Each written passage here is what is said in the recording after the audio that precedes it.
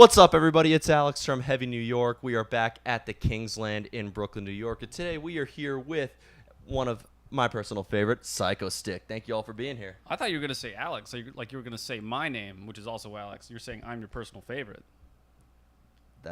Wow, that's a mouthful. But that's how we're starting the interview. That's right. Yeah, right. Way to start on a confusing note. It actually ain't the most awkward beginning. Really? What's the most awkward? You've had people kick over the camera. You've had people. I once had a total brain fart and forgot a band's name. Luckily, they were my friends, so they were understandable. But that sucks. I forgot our band name. Yeah, it happens. Yeah. But your latest record, which came out this year, "Do," nice simple title. I could already tell you that's the easiest album title I had to remember. But how was the making of it and everything been so far with it? What should we start with? There's a lot. Well, I mean, the album cycle, it's one of those things that snuck up on us. We couldn't believe, 4 years had passed since we released Revenge of the Vengeance. And we were like, holy crap, man, we need to, because we had a bunch of stuff recorded and written already. So we were like, crap, we need to put out a new album, otherwise nobody's going to think we're still a band for whatever reason. So we did. And it was it's a lot of work and a lot of stress and a lot of time, but it's always worth it in the end, Absolutely. Yeah. Any thoughts on that? Did I leave anything out? Are we talking about content? I was kind of spacing out the whole time, so. Are we talking about content of the album or Sure. just making of? Making of content, whatever you'd How like much to can add. I cuss? Can I cuss a lot? Yes, absolutely. All right. Basically, we're shitbags, and we wanted to document the shitbaggery, and that's why all the songs are about not being responsible and avoiding people, especially your friends, things like that. So good themes all around. But I'd imagine if you guys are shitbags by nature, you've addressed that on all of your albums, right?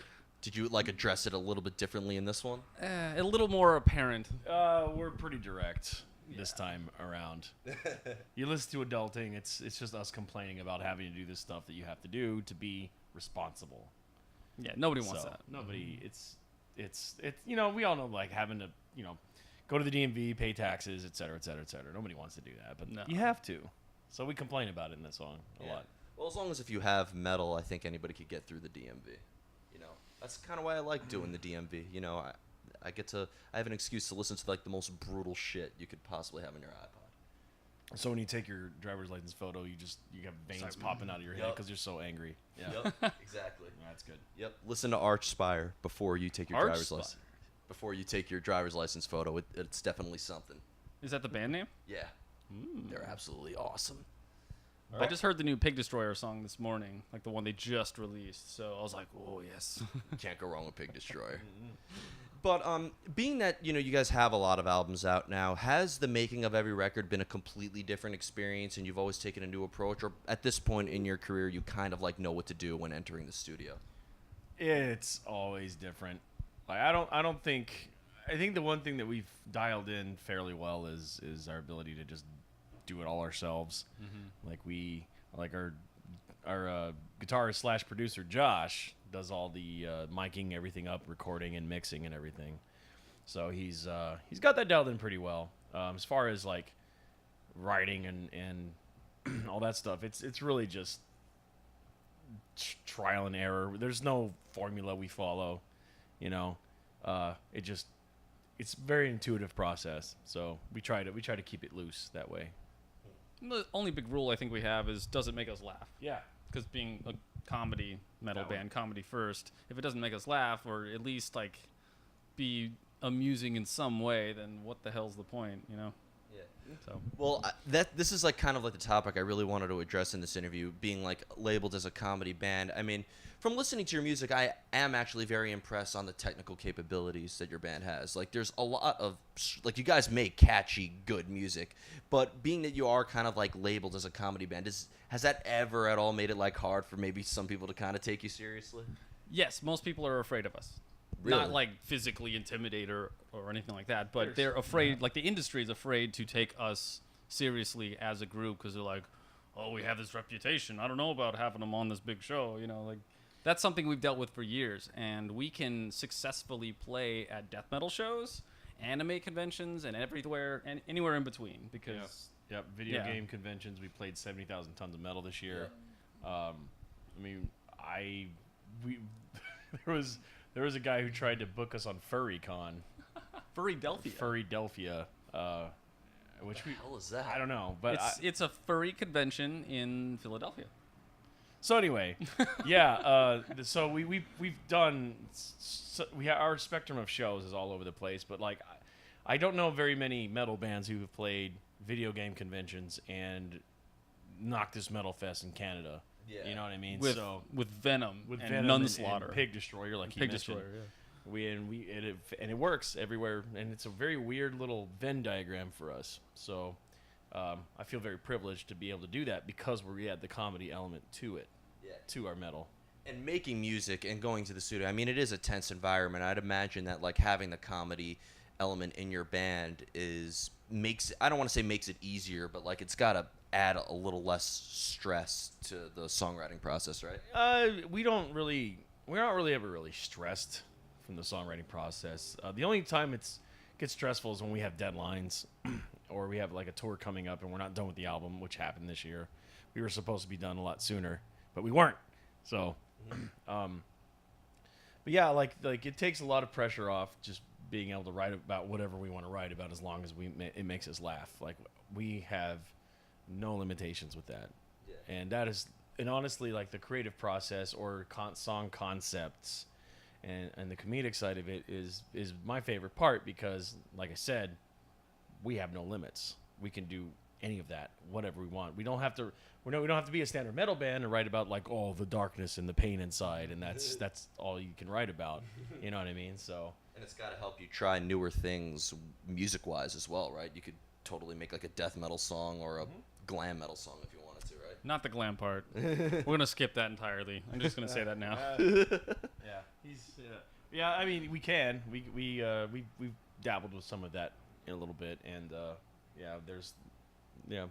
we can genre hop a little bit just for fun, but.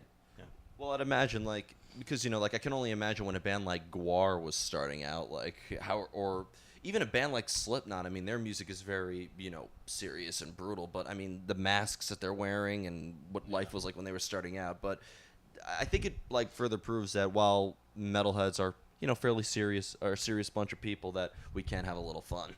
Well, the misconception is that we're goofing around. But when in reality we actually take it very seriously. It's like I like to compare it to a comedian who puts together a set and tours the country telling jokes. Like your punchlines and your timing have to be just right. It's the same thing with us. The way the jokes and the funny stuff are structured around the metal, it has to be right in the pocket. Otherwise, we're wasting our time. We take that very seriously. Despite what you might hear. Everything has been thought through, overanalyzed, zoomed into, picked apart. It's a process. It's not simple.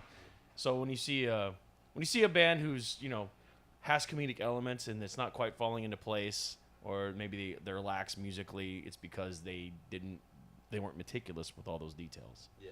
Well, I mean, I saw Opeth almost 2 years ago, and like he was telling, I mean, that's a very, just for lack of better words, doomy band, and they were cracking jokes in between each song. Yeah, and that means they're out there having fun. They're relaxed. Like metal bands, they go up, they play, they typically have a good time. It's a rush. It's a vibe. You got chemicals pumping through your brain like that, endorphins and everything like that, and so you're having a good time. You can't really help it because the energy from the room and everything. So we just take it to. We just put more jokes and crap on top of it. Absolutely. Now, you mentioned all the different shows that you're doing, whether it would be video game conventions, playing 70,000 Tons. I mean, 70,000 Tons this year had bands like Threshold and Obscura, Sepultura, Cannibal Corpse, like all these bands. And then, you're doing this tour right now. And, I know that you guys played with Soil, which is a completely different type of band. Do you notice maybe like a different reaction, or maybe do you like adjust your set list depending on who you play with? Well, I'm going to tell you a story. I think it was 2010. We did our tour with Mushroom Head, which we're about to do another run with them. I want to say it was 2011. 2011, something like that. Yeah, I think that's right. 2011. So, we were playing their Halloween show, and that they fill up this room, and it's like thousands of people, and we're direct support. And Mushroomhead, I don't know if you're familiar, they're a very dark band, So, so the band before us got booed off stage, and some of the rabid Mushroomhead fans tore apart their merch booth. Oh, it was horrible. It's terrible. It was very, very bad. And so then we're next. And people just want to see Mushroomhead. They don't care about anything else but Mushroomhead. So we're like, oh crap. I hope we don't get ripped apart. So we go up on stage, we start cracking jokes, we just do our thing, and they ate it up and loved it, you know? And it was one of those things where it was like, okay, we can get through that, we can get through anything. So yeah, it was one of those experiences like, all right, we got this. We can play in front of any crowd. You put us in a bunch of gangster rappers, like we'll go up there and we'll. I know I sound arrogant saying this stuff, but I think we can play in front of anybody and do well. Absolutely. Is that not the same show where you basically came up and said, "We are the Mushroomhead Fluffers"? Yes. And they all laughed and like, okay, I'll give you guys a chance. We're gonna get you nice and hard for Mushroomhead. Just give us a minute. And that was kind of the joke. And We'll be out of the way in 30 minutes, I promise. Yeah. And then there's one guy, I'll never forget this. There's one guy who's just like, he had his arms folded, he's just scowling, and we started playing, and about 3 songs in, he was nodding and he was smiling. I was like, all right, we got this. So, well, it's funny actually because I mean, and I kind of wanted to, I don't know why I keep going back to this, but 70,000 Tons of Metal, that was a very diverse show. I mean, 1 minute Threshold's playing, and then the next minute, God, I mean, there's 70 Exodus, Meshuggah, so many different bands. I'd imagine that was probably a really easy spot, right? Because they pretty much was something for everybody on there. Yeah, it was cool. We played twice. I think bands typically play 2 sets, maybe more. I don't know. I think Swallow the Sun was the only band that played more this year. Oh, okay. So like on the boat, when like the second show we played, it was like in this we were 2 different parts of the boat. The second time, room was filled up. There's crowd surfing there. It was amazing. It was fantastic. And I'll never forget that the Noctis Metalfest I was telling you about too in Canada. Like I think Pig Destroyer was headlining that night, and there were like 2 or 3 bands after us, and we just went up there and started singing about boobs and tacos and stuff, and the crowd ape shit. It was great. So, I feel really good about what we do, and the fact that you can wedge us into anywhere. But like Alex was saying, the industry as a whole, they're like, I don't know about this. Look at that hat he's wearing. And as a side note, when we've had to fire managers before because they follow the traditional music industry, template, right? And they're like, I don't know what to do with this band. I have no idea. And they kind of don't know what to do. So, I mean, which I can't blame them for. Yeah, I mean, it is the music industry. It is very. I guess maybe it's just because people are so shocked. Like, oh, I remember when I saw Allstorm for the first time. Like, I remember seeing a conga line in the mosh pit. I was like, nobody's. Oh, hold on. There's no broken noses in here. Nobody's picking their teeth up off the floor. And I just saw a Despised Icon like the day before it, so you can get the idea. Like, and then. I guess maybe it's almost like a too good to be true sort of thing. You know what I mean? Oh, we could just have fun and yeah. It's diversity. There's something. There's different types of bands, metal or otherwise, just for everybody. So not every band has to be the same. That's how I see it. We're a little different. Yeah. And you know what? That further proves that metal is a very diverse genre. Absolutely. Yep. So before we go, I want to thank you guys so much for your time. Just now that you have your new record out, obviously you're doing this little headline tour right now. What else could we be expecting from Psychostick? For the rest of 2018 and going into 2019? We are doing some dates with Mushroomhead the second half of August. Yep. And then we are going to be going back out again October-ish. That's still being worked on right now. So, and expect more content, more videos, more webcasts, more live stuff. Like more jokes. More jokes. Well, that'll never stop. So, absolutely. Before we go, any shout-outs or jokes you'd like to give on camera? Oh. Or is it one of those things where, like, I just made you tell a joke, you can't be put on the spot? Yeah, it's kind of fast and loose on that one, so I don't know. Just check us out. Like, you can go to Google, misspell our name. It'll fix it for you, send you to us, please. You did that, right? Yeah. You did that. Yeah, like I even bought some domain names that are misspellings of our band name, so it would That is correct. genius. It was one of those things. I was getting fed up with it, so I just started doing that. So yeah, like come find us online. We're very approachable. Say hi.